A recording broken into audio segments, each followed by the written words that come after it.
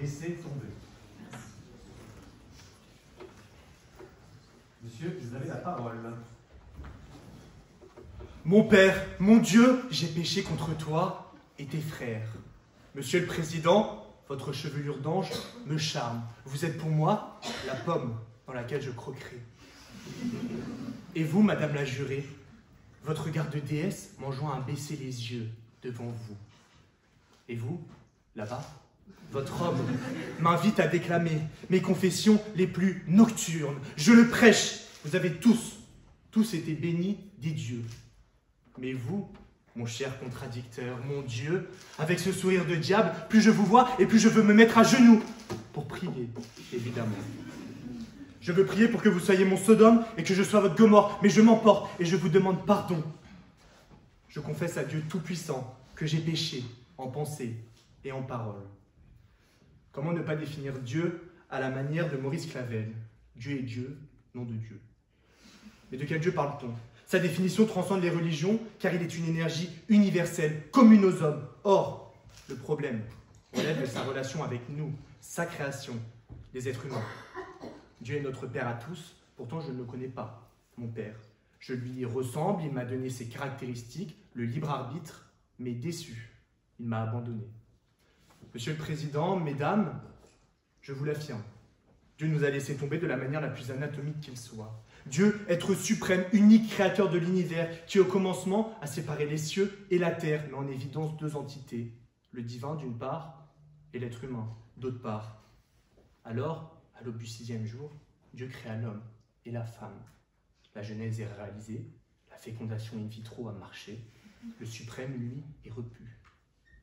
Dieu nous engendra, nous tous réunis, nous en tant que création vivante et composée d'atomes, mais aussi et surtout dotés de sentiments.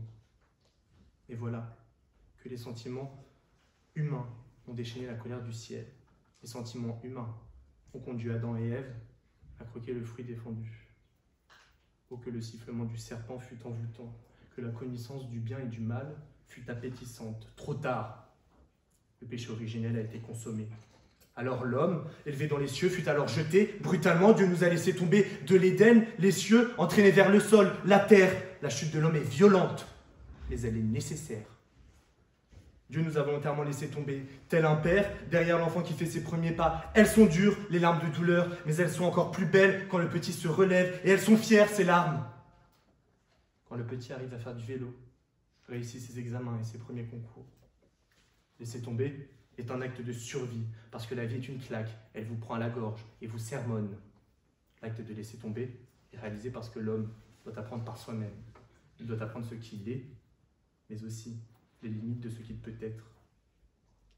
Dès lors que Dieu nous a laissé tomber pour avoir croqué le fruit défendu, le fruit du bien et du mal, la chute de l'homme nous a libérés de l'emprise exercée par Dieu.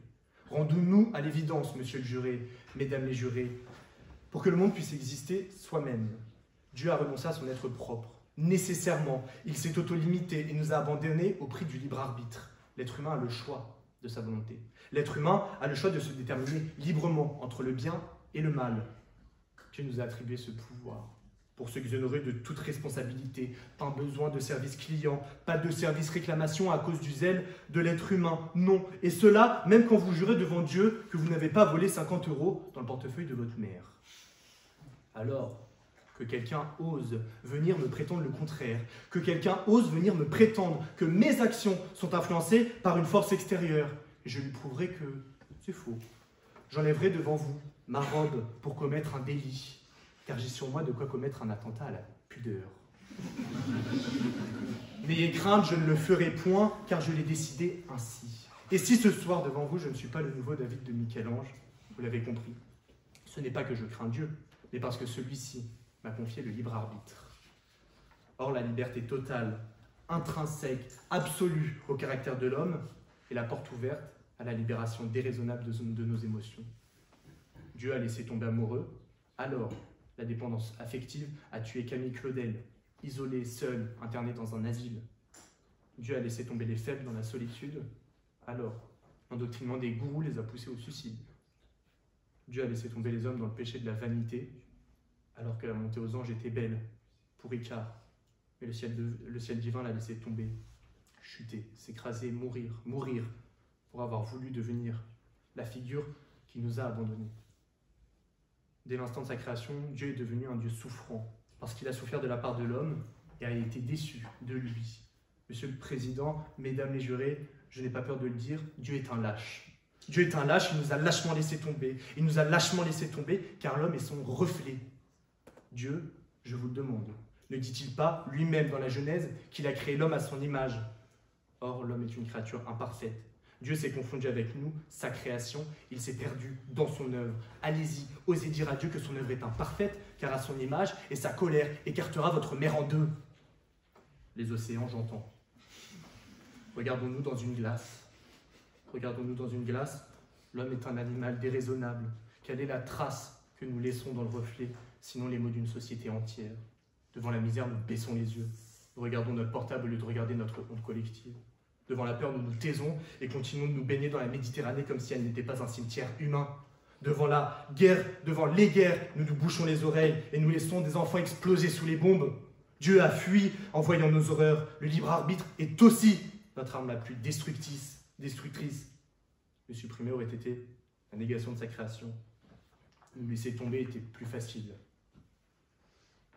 Cher contradicteur, Père Thibaut, je me hâte à l'idée d'écouter votre homélie. Et bien que je ne sois pas omniscient, je vous entends déjà dire que Dieu ne nous a pas laissé tomber, qu'il est là, sans l'être, à travers nos esprits, la foi, la nature, l'environnement. L'hypocrisie quand tu tiens. La vengeance, la haine, la violence sont des émotions humaines que le divin n'est pas censé ressentir. Pourtant, l'Ancien Testament est le témoignage accablant d'un Dieu destructeur de la ville de Libna à Makéda, en passant par l'Hébron. L'Ancien Testament est le témoignage accablant d'un Dieu génocidaire qui a envoyé David conduire des guerres et Moïse détruire des peuples. L'Ancien Testament est le témoignage accablant d'un Dieu inhumain qui nous a abandonnés, qui a abandonné sur son chemin des milliers d'hommes, de femmes, d'enfants et d'aïeux. L'homme et Dieu sont le reflet d'une même pièce. Ils font le mal et puis l'abandonnent. Et j'ose le dire, et traitez-moi de complotiste, Dieu est un manipulateur.